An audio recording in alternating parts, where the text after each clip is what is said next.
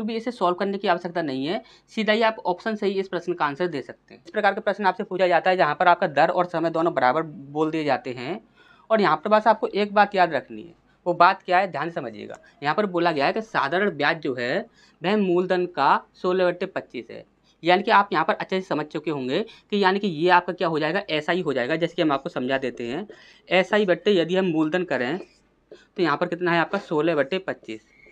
आप यहाँ पर रेशियो निकालना अच्छे से जानते ही होंगे कि साधारण ब्याज जो है वह 16 बन रहा है और मूलधन जो है वह 25 बन रहा है। जो भी आपका ऑप्शन होगा, या तो आपसे यहाँ पर दर पूछी जाएगी या फिर आपसे समय पूछा जाएगा। कुछ भी आपसे पूछ लिया जाए, आपको सिर्फ क्या करना है कि उसी संख्या का उसी संख्या में इंटू करने के बाद 100 से उसे डिवाइड करना है। यदि आप 100 से डिवाइड करते हो तो आपका इतना ही आपका बनना चाहिए। यदि आपका इतना बनेगा वही आपका आंसर होगा, इतना नहीं बनेगा तो वह आपका आंसर नहीं होगा।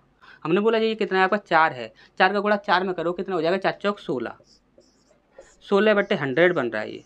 हमने बोला इसे और डिवाइड करेंगे क्योंकि यहाँ पर और भी डिवाइड करना है, आपको ये चीज़ याद रखनी है। जैसे फाइनल यहाँ पर भिन्न के रूप में बनाना है, तो आपको यहाँ पर क्या करना होगा, 4 चौक 16 और 4 से ये गया 25, तो आपका 16/25 बन रहा है, नहीं बन रहा है, ये आपका 4/25 बन रहा है, तो ये हमारा आंसर नहीं होगा। इसके बाद यहाँ पर हमने बोला कि 6% है। अब 6 का गुणा आप 6 में कर दो, कितना हो जाएगा, 6 36, यानी कि 36/100 हम करेंगे, तो 4 नाम 36 और 4 से ये गया 25 बार।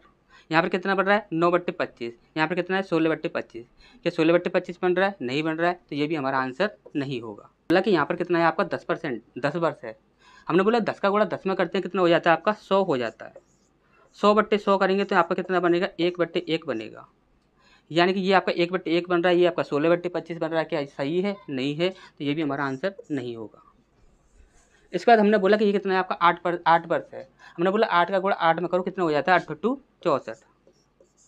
हमने बोला 64/100 करके देखो, तो आपने देखा इसे और डिवाइड करेंगे तो और भी डिवाइड हो जाएगा। यानी कि इसे हम 4 से डिवाइड कर सकते हैं, तो 4 एकम 4, 2 बचा 4 6 24, ये आपका आ गया 16, और इसे हम डिवाइड करते हैं तो 4 से 25 बार में ये डिवाइड हो जाएगा। यानी कि यहाँ पर कितना बन रहा है, 16/25 बन रहा है। क्या ये और डिवाइड हो रहा है, और डिवाइड नहीं होगा, तो यहाँ पर 16/25 यहाँ पर बन रहा है और 16/25 ही यहाँ पर बन रहा है, तो यानी कि यही हमारा आंसर होगा और कोई भी हमारा आंसर नहीं हो सकता। अब यहाँ पर देखिए ये चीज़ आप ध्यान से समझ लीजिए, ये आपका 16/25 बन रहा है, ये आपका इससे बनाया था हमने, तो आप हमेशा ही याद रखिएगा। हम आपको बार बार पे ये पहले ही बता चुके हैं, जो भी हमारे पुराने स्टूडेंट होंगे उन्हें तो अच्छे से पता ही होगा। नीचे वाली संख्या हमेशा ही मूलधन होती है, ऊपर वाली संख्या हमेशा ही ब्याज होती है। यहाँ पर आपका मूलधन है आपका 25 और ब्याज है आपका 16। अच्छे समझ आ गया होगा। तो यहाँ पर इस प्रकार से यदि आप इस प्रश्न को सॉल्व करते हो तो सिर्फ ऑप्शन से ही आप सॉल्व कर सकते हो। यहाँ पर आपको इसे पूरी तरह से सॉल्व करने की आवश्यकता नहीं पड़ेगी। ठीक, अच्छे समझ आ गया होगा। नेक्स्ट क्वेश्चन में क्या ट्रिक लगेगी उसे देखते हैं।